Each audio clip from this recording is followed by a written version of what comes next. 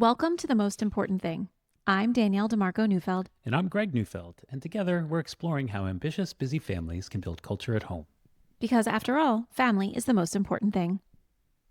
Welcome back, everybody. Hi, Greg. Hey, Danielle, welcome back. I'm excited to talk today about compassion. This is the fourth episode in our series on wholehearted parenting. That's right.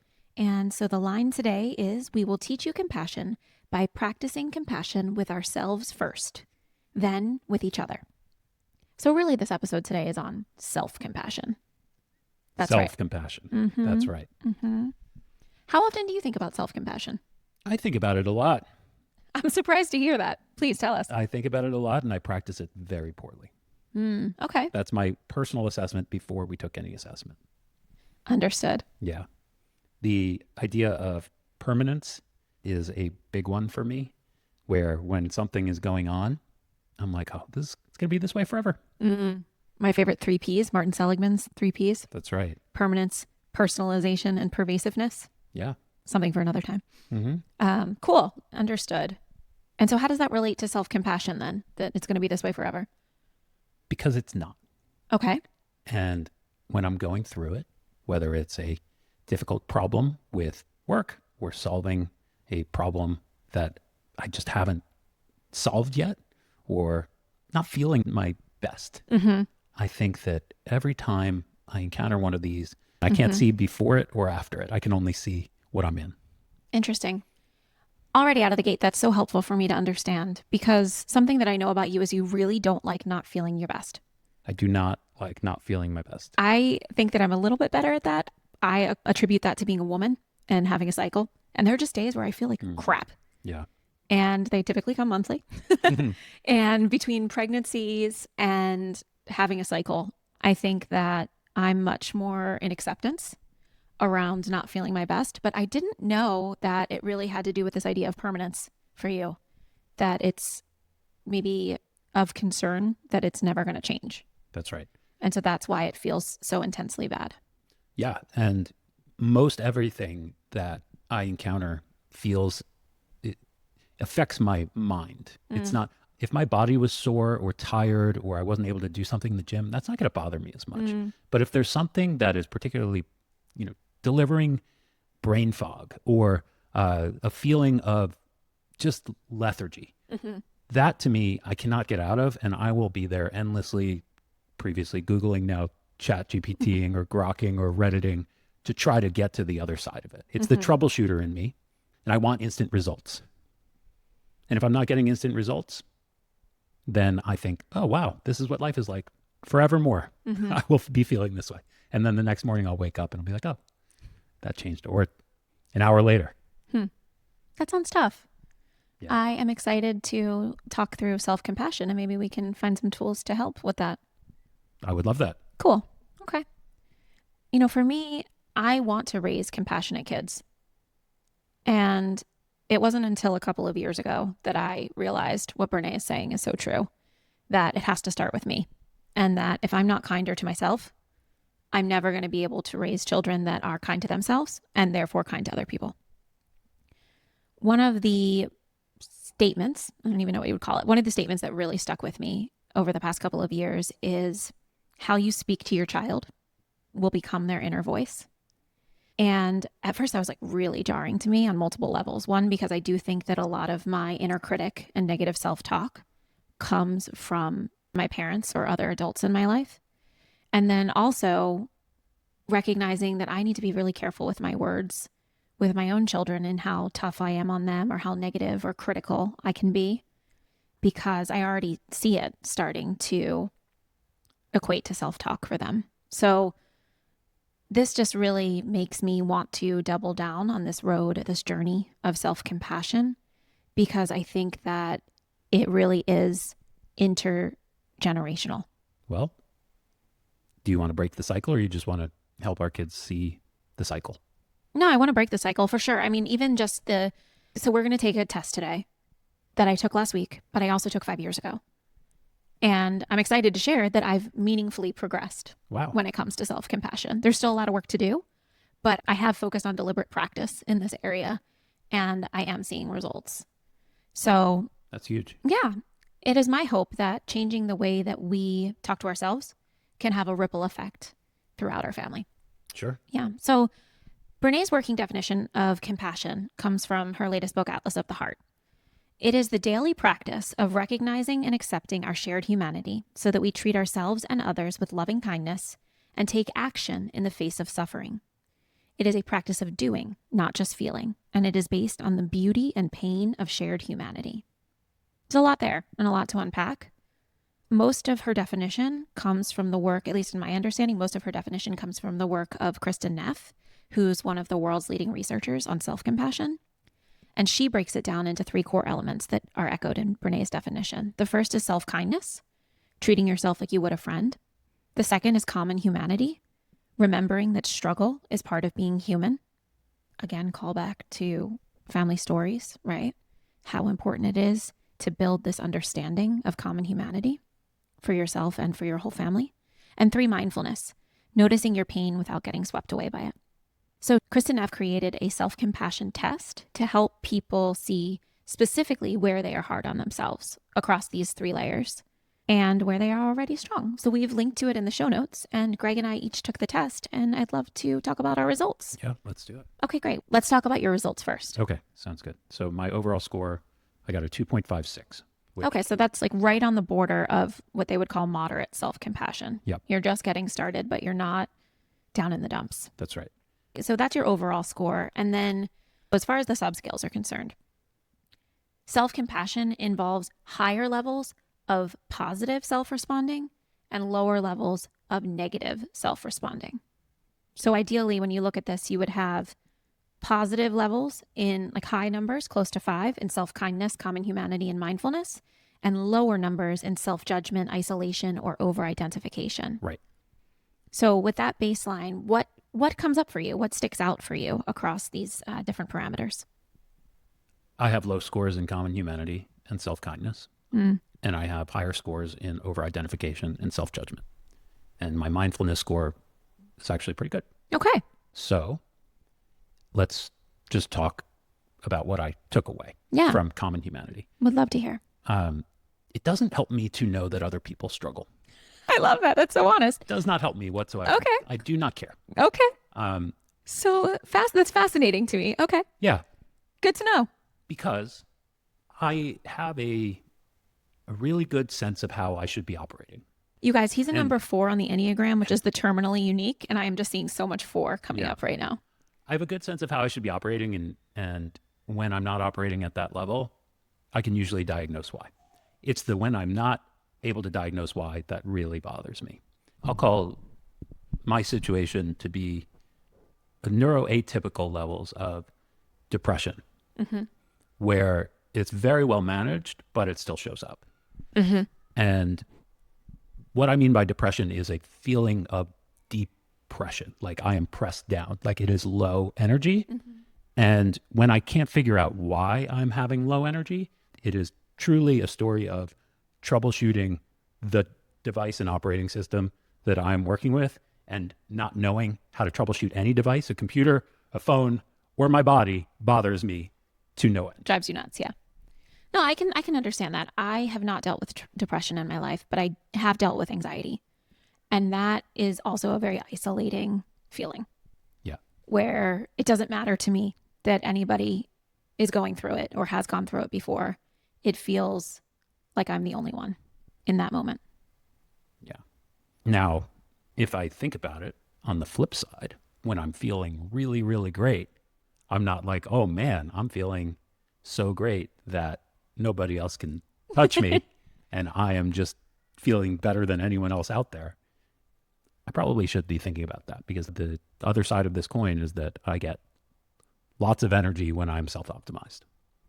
So what you're saying is that no one else, like, explain that one more time. You are thinking about other people when you feel good, or you're not? No, of course not. So on either end of the spectrum. Yeah, but I probably should be thinking about, wow, I'm so lucky to be able to be, it's like, if I'm going to be taking the good of, wow, I feel so great when I'm self-optimized, with the bad, sometimes because I can't self-optimize 100% of the time, I'm going to feel lousy. I should be a little bit more grateful for the times when I have that. I hear you. No shoulds, Yeah. but it's a great notice and maybe one that deserves further reflection. Yes. Mm-hmm. Okay, so what else? What else jumps out Yeah. at you? So And you gave these results to GPT and yeah, talked a I bit? did. And Okay. GPT's suggestion was to join a peer community and also to share selectively when I'm struggling.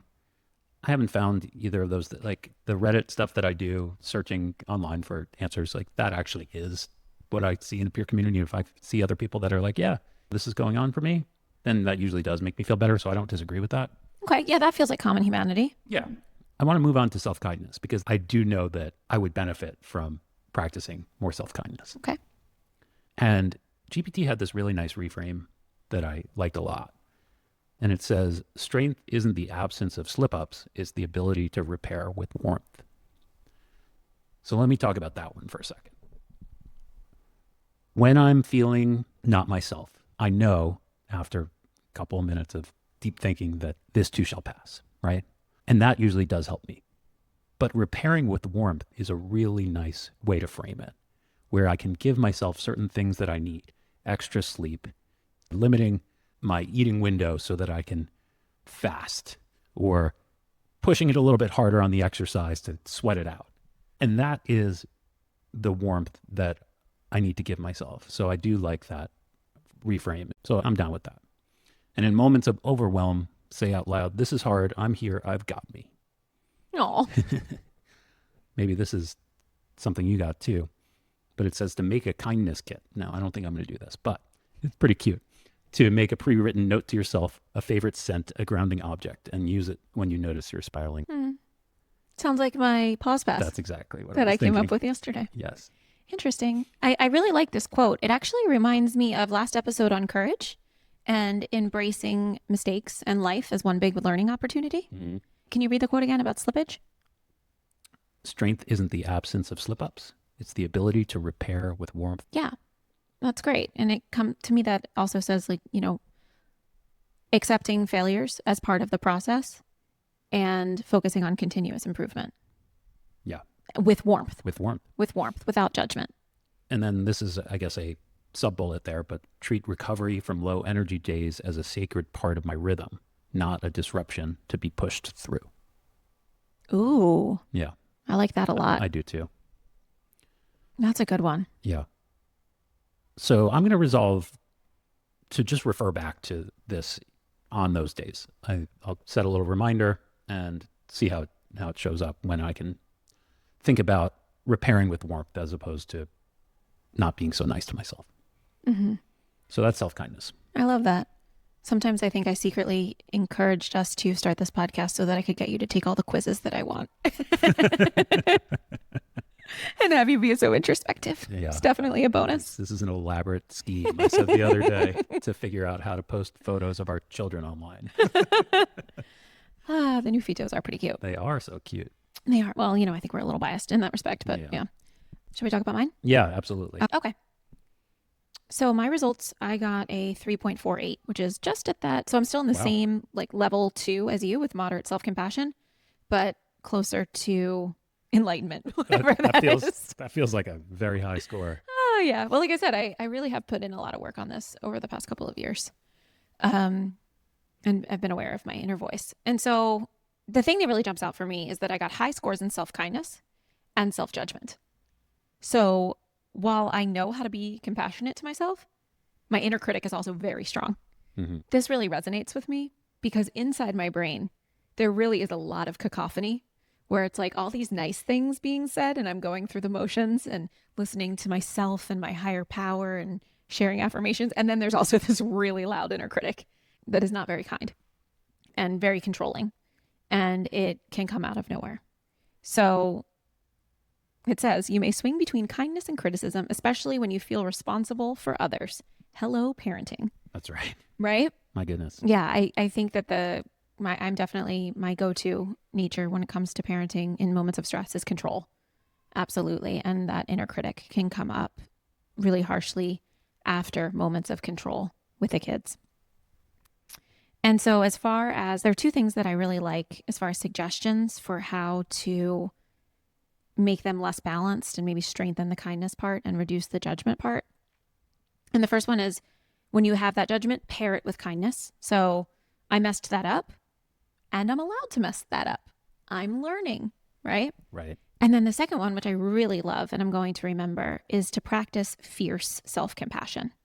So Kristen Neff differentiates between tender self compassion, which is that being with ourselves in a compassionate way, like the way that a friend would, and then fierce self compassion, which is acting in the world, protecting, motivating myself, and setting boundaries. Boundaries will be our next episode, so we will definitely be focusing on that then. But this idea of fierce compassion takes it a step. I think it's actually like the thing that's going to tip the scales in favor of self-kindness. Because if you think about my head, the positive things and the negative things kind of fighting with one another, to kind of drop the bomb, if you will, with the fierce self-compassion is really that third element that I think I'm looking for to tip the scales in favor of kindness. So taking action and setting boundaries for myself in a compassionate way. Yeah. I wonder, we're making this podcast for ambitious families. I imagine that part of the other side of ambition is low self-compassion. So I hope that, I think that what we're sharing here is relevant or should be relevant to everybody, not just to the two of us. That's my sense. Is that yours too? Yeah, I think so. I mean, I don't hate my inner critic, I guess. My inner critic has driven a lot of discipline and a lot of positive outcomes in my life. But I wonder, especially, I'm 39. I have an established career. I have my husband and my children, and we're like kind of the things that are, I've made up the pie, if that makes sense. I've built out what I would like to build out in my life. And now I wonder if I can learn to do that in a more kind, positive, and graceful manner. Right. If before I really like white knuckled the first 35 years of my life. Right. But no matter how kind and graceful and, let's say, enlightened you achieve on this scale, I don't think it would ever pull back from your ambition. Like, I don't think it's possible to score, perfectly on this test.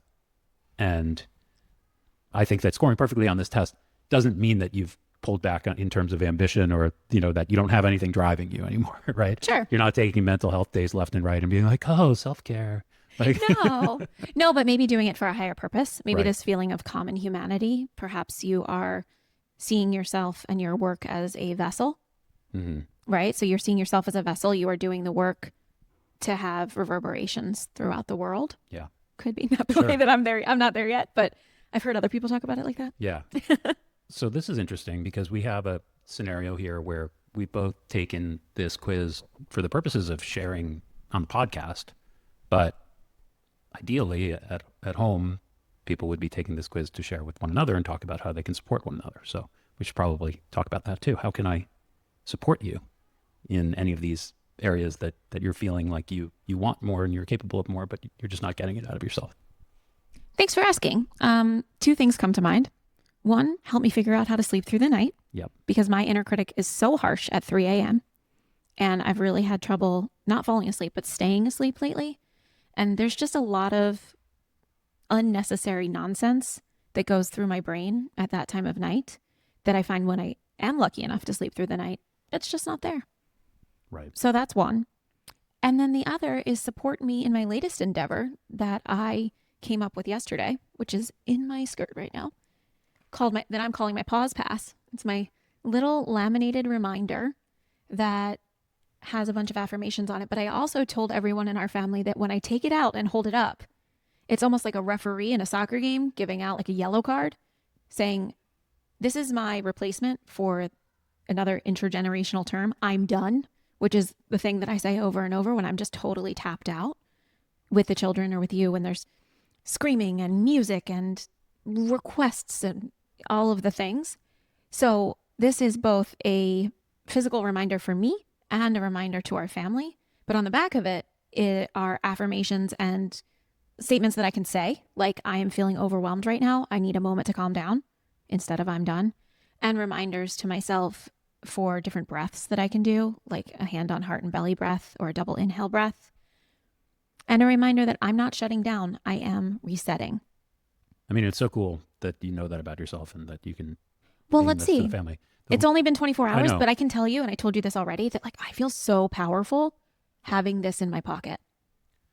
It almost reminds me of like in elementary school when the teacher would just like shut off the lights. Mm. You know what I mean? Yeah. Like to stop the madness. Yeah. And you have your sensory processing is very heightened, It is. especially when it comes to things like high pitched voices, music, loud noises, anything that is startling or jarring. So in a way, that pass, we should also turn out the lights when that comes out, Mm. you know, or whatever the equivalent of that is, because I think that's what you're naming too, is that like, it's not just you're done and that you need to go and take some space from it, but it's also like, please respect me and make the space, help me make the space for myself. Yeah. And I think that that is, it's a help me allow self, help me practice self compassion, Yeah. if you will. I don't really need help from you or from the kids to give myself, grace.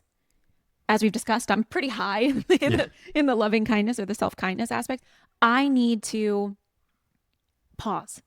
I need to stop the high frequency, the cacophony. I don't even know what else to call it. Like Right. I need to stop. Like my sense, I get sensory overload, and then I get very controlling and rigid, and that's not great for our family. But it's also really not great for me because I beat myself up on it about it afterwards. And so let's see how this works. But this is my experiment that has to do with self compassion, which is having this little laminated card in my pocket. That's one, a reminder of things that I can do to practice self compassion, but two, something where when I'm not necessarily able to verbally tell you all what I need, to just take it out and hopefully that you can respect me. Yeah.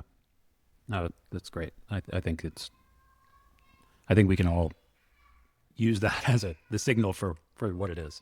Yeah. I mean, immediately Hunter and Jade and Maverick asked for one too. So I made one for each of them. I haven't made one for you yet. Maybe you would like one as well. Maybe. I'm thinking that the experiment that I need is to build in public or Okay. to performance in public. So, you know, when in baseball, a pitcher is throwing a perfect game and like no one's supposed to talk about it. Yes. Yeah. That stresses me out Yeah, just right. thinking about it.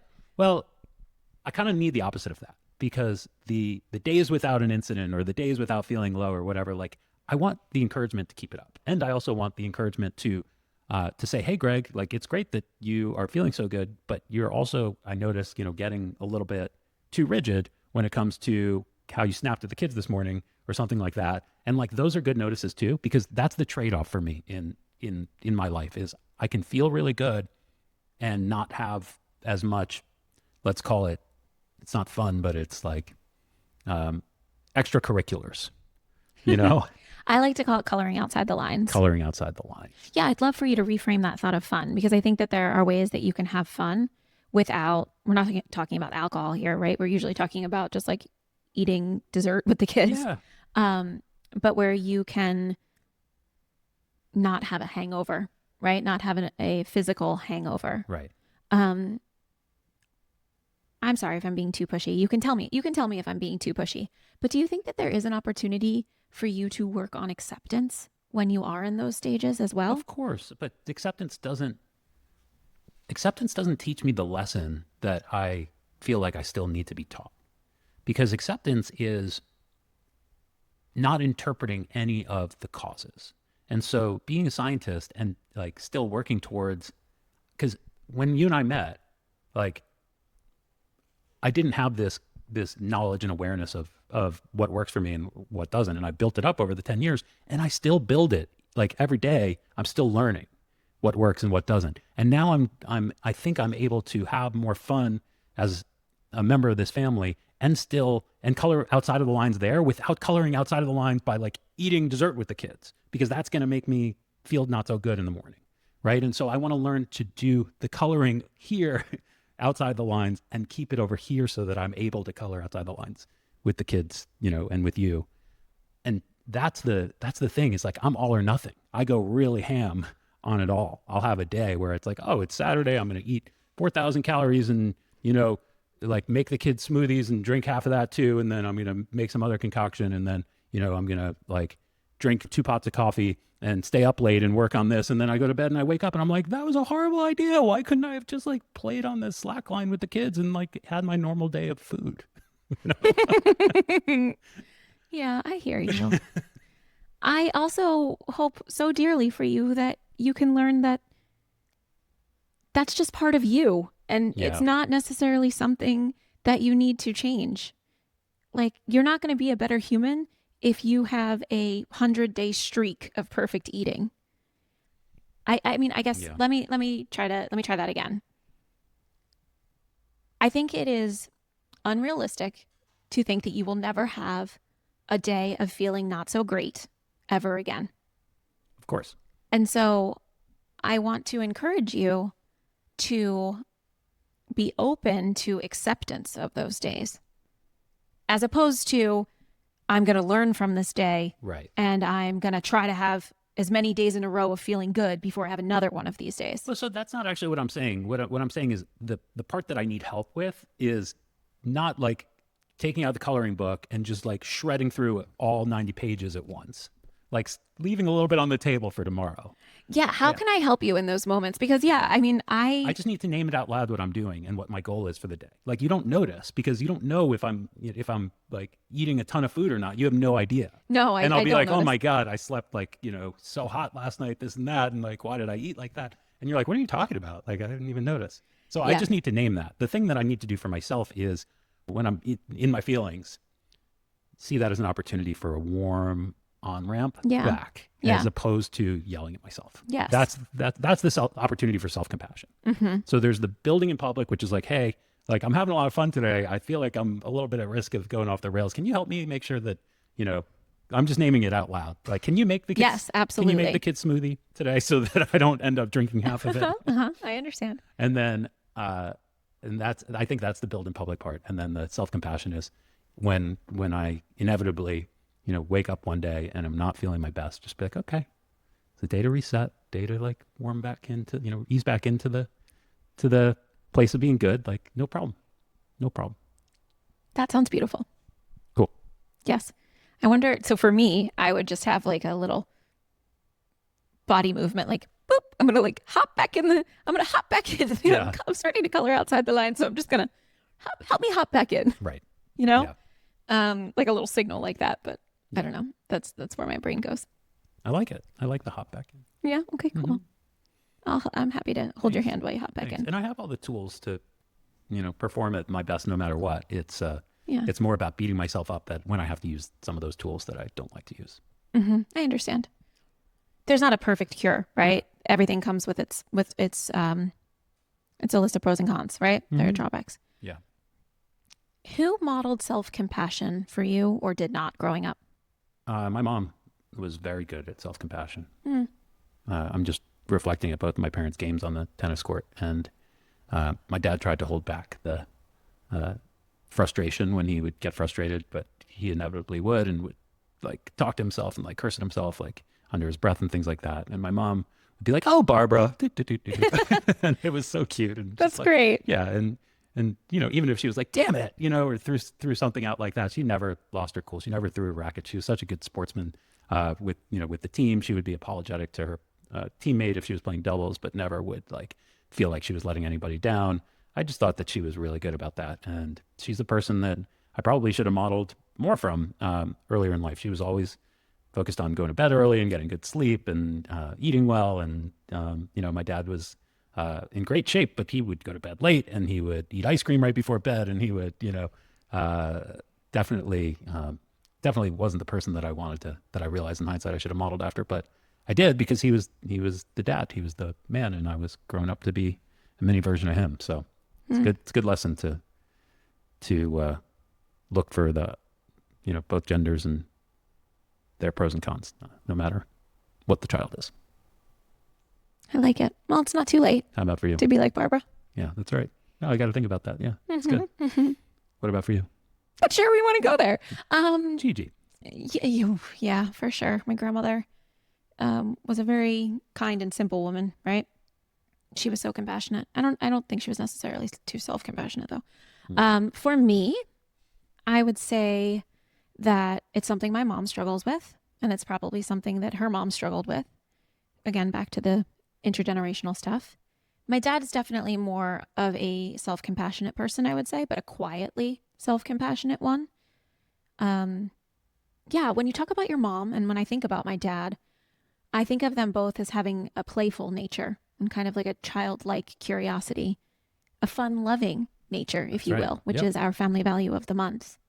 Right. And so I think there's something to that. I think there's something to this idea of playfulness and having self compassion, not taking life too seriously, and being kind to ourselves. Yeah, I agree.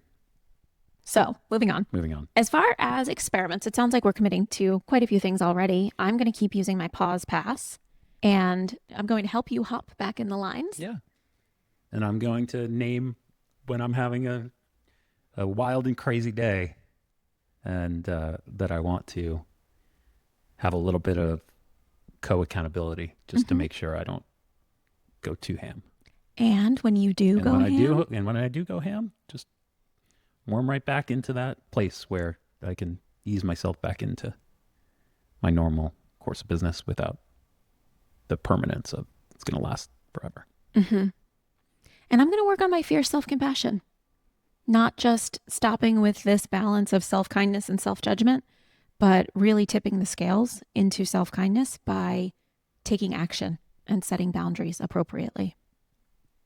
I like it. Yeah. One thing I heard for the kids, well, really for all of us, that I thought could be interesting also is naming the inner critic. So, Destructo Danielle or something like that. Like practicing modeling that ourselves. This really it comes from IFS, Integrated Family Systems, which is a terrible name for a wonderful practice. But just talking about the separate parts of us, and the inner critic can be one of those parts, right? But it is not the highest self that we hold. And so naming it can give us some distance from it and could help with that pervasiveness, one of the other P's, right? Knowing that maybe the inner critic is part of me, but it is not all of me. And so we can play around with some type of naming it when it comes up for ourselves and any of the children. Yeah. Are there any examples of our children exhibiting some of the things that we don't love about ourselves that we just want to name out as well when those show up? It's hard for me. I don't know that they're stating outwardly their harshness on themselves. Like I can definitely think about Jade and the way that she sometimes interacts with the world, like making herself small, that it seems like her inner critic is coming up, and maybe we can get curious about that, looking at it through a self-compassion lens. And then, when I made Hunter a pause pass, she changed all of hers. So she changed all the things on the back of hers as far as like the different things that she wanted it to say. Okay. And so I think that she has a pretty good idea, actually, of what helps her feel calm and self-compassionate. It's wonderful. Yeah, one of them, I told you that she said, I wanted to say, I am loved and I am lovable. And I said, Hunter, what does lovable mean? And she said, it means that people can love me. Not like boy love, but that like people in my family, like I can have that love. I thought that was That's really cute. amazing. Yeah. She's picking it up I somehow. love that. Yeah. Do you think that we could post a template of a pause pass for anyone who wants to make one? Sure. I don't know if it seems like it's a silly little It's thing. a silly little thing, but I think, just a template of change your image, change your words. Here you go. Sure. I can post a video too of Cool. like a little of what it looks like. Yeah. I laminated them. Yeah. Because why not? I know. I like to laminate. It's much more serious when it's laminated. You can't pull out a pause pass if it's not laminated. I agree. It's great. Okay. All I right. think I'm excited. I think Yeah. that this is it's a really important practice, and it starts with us. And the most important thing is that we model it. That's right. Yep. I think that the most important thing about compassion is that it has to start with us, because you cannot pour from an empty cup. Okay. Well, So fill your cup. fill your cup, but not too full. And if you go back for refills, If it's overflowing, you need a pause pass or to hop back inside the lines. I'd say, Danielle, I'm going back for seconds. Yes. Yeah. Okay, great. All right. Love you, Cool. Goosey. Love you, Goosey. Hey guys, if you're still here, you're definitely our kind of person. Thanks for spending this time with us on the most important thing. If this episode resonated with you, we'd love for you to follow us wherever you get your podcasts and share it with someone else building family culture on purpose.